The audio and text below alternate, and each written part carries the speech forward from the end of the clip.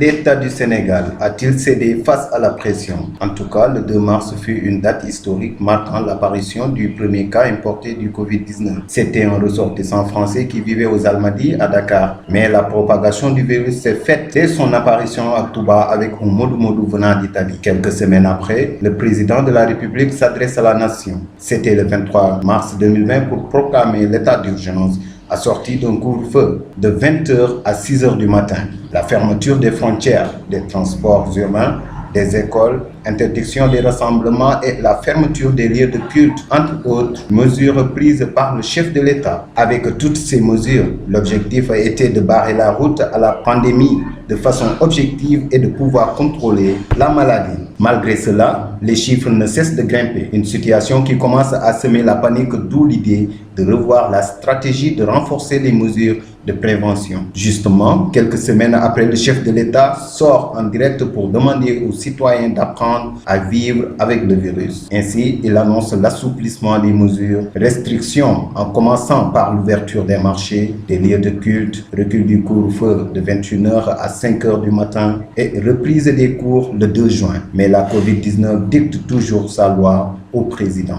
Vu qu'il y a 2 enseignants testés positifs au Covid-19 à Ziguinchor, à la veille de la reprise des cours. Pourquoi autant d'assouplissement au moment où le virus continue à gagner du terrain? D'un cas, le 2 mars 2020, à 4021 cas ce 4 juin 2020. L'heure n'était pas de penser aux assouplissements, mais plutôt de contrecarrer la maladie. Mais l'État a montré encore de plus sa faiblesse ce jeudi 4 juin devant la pression de la population en prenant des décisions comme lever des restrictions sur le transport interurbain et réouverture des garages avec cependant des heures de fermeture, réouverture des restaurants et des salles de sport avec le respect des gestes barrières, réaménagement du couvre-feu de 23h à 5h du matin, port du masque sur les lieux publics. Sauf qui peut, l'État du Sénégal jette alors l'éponge et demande à la population de prendre sa propre responsabilité.